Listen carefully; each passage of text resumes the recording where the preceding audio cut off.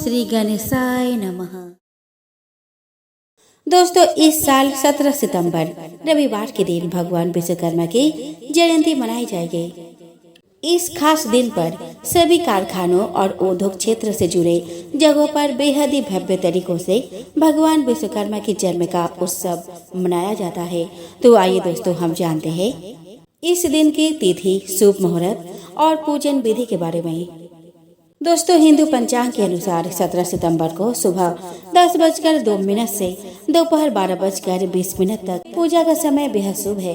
इसके अलावा शाम को 5:15 से 7:02 तक का समय भी पूजा के लिए बेहद अच्छा है। इस दिन पूरे समय भक्त भगवान विश्वकर्मा की पूजा आराधना कर सकते हैं। पौराणिक कथाओं के अनुसार आज ही के दिन भगवान विश्वकर्मा का जन्म हुआ था।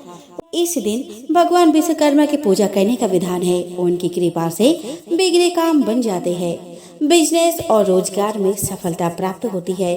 दुनिया के सबसे पहले वास्तुकार और इंजीनियर कहे जाने वाले विश्वकर्मा जी ने इस सृष्टि की रचना करने में परमपिता ब्रह्मा जी की सहायता की थी।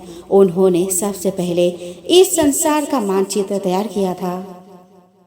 प्राचीन काल में जितने भी राजधानियां थी, उन सभी का निर्माण विश्वकर्मा जी के द्वारा किया गया था। यहाँ तक कि सतयुग का स्वर्गलोक, त्रेता युग की लंका, द्वापर की द्वारिका और कली युग का हस्तिनापुर सभी विश्वकर्मा जी के द्वारा ही रचित थे। सुदामापुरी की रचना के बारे में भी यह कहा जाता है कि उसके निर्माता भी विश्वकर्मा जी ही थे। इससे यह पता चलता है कि धन धान्य की अभिलाषा करने वालों को भगवान विश्वकर्मा की पूजा अवश्य करनी चाहिए। दोस्तों, विश्वकर्मा जी को देवताओं के शिल्पी के रूप में विशिष्ट स्थान प्राप्त है। भगवान विश्वकर्मा की एक पौराणिक कथा के अनुसार प्राचीन काल में काशी में रहने वाला एक रथकार अपने पत्नी के साथ रहता था। वह अपने कार्य में निपुण तो था, लेकिन स्थान स्थान पर घूमने पर भी वह भोजन से अधिक धन प्राप्त नहीं कर पाता था। उसके जीविकापार्जन का साधन निश्चित नहीं था। इतना ही नहीं, इस रथकार की पत्नी भी पुत्र न होने के कारण चिंतित रहा करते थे। पुत्र प्राप्ति के लिए दोनों साधु और संतों के पास जाते थे, लेकिन उनकी यह इच्छा पूरी ना हो सकी। तब एक पड़ोसी ब्राह्मण ने रथकार से कहा कि तुम दोनों भगवान विश्वकर्मा की शरण में जाओ, तुम्हारी सभी इच्छाएं अवश्य ही पूरी होंगी। और अमावस्या तिथि को व्रत कर भगवान विश्वकर्मा का महत्व सुनो। इसके बाद अमावस्या को रथकार की पत्नी ने भगवान विश्वकर्मा की पूजा की, जिससे उसे धन धान्य और पुत्र रत्न की प्राप्ति हुई और वह सुखी जीवन व्यतीत करने लगे।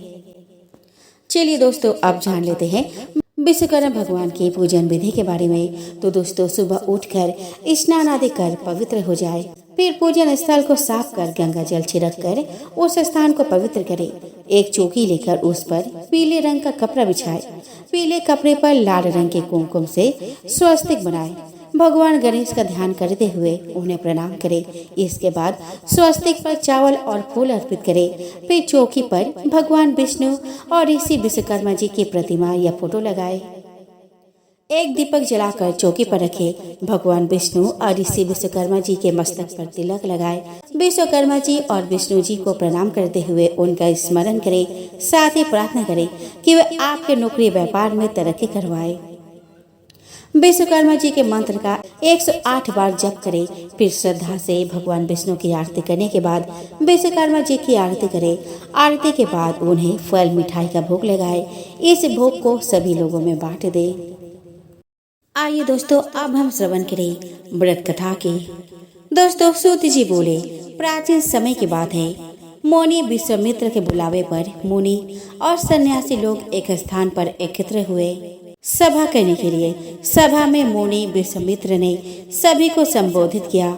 मुनि विश्वामित्र ने कहा कि हे मुनियों, आश्रमों में दुष्ट राक्षस यज्ञ करने वाले हमारे लोगों को अपना भोजन बना लेते हैं, यज्ञों को नष्ट कर देते हैं, जिसके कारण हमारे पूजा पाठ, ध्यान आदि में परेशानी हो रही है।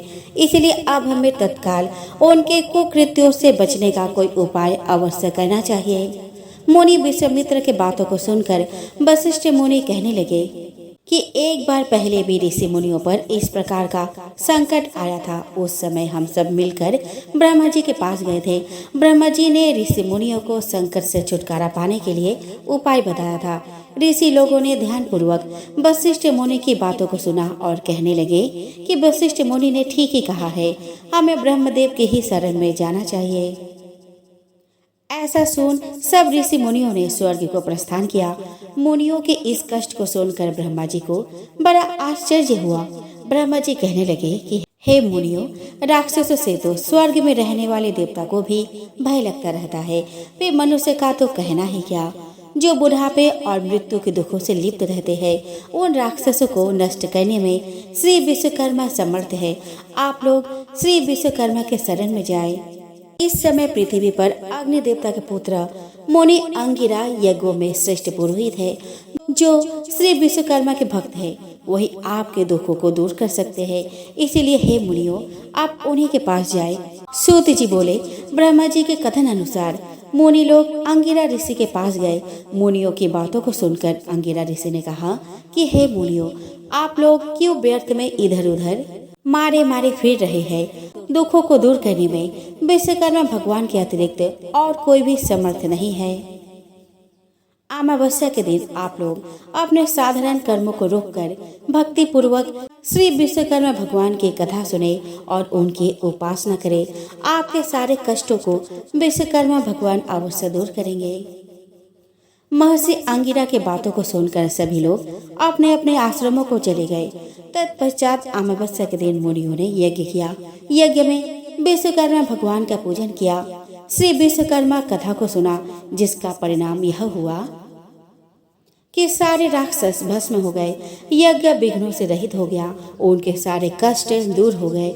जो मनुष्य भक्ति भाव से विश्वकर्मा भगवान की पूजा करता है, वो सुखों को प्राप्त करता हुआ संसार में बड़े पद को प्राप्त करता है।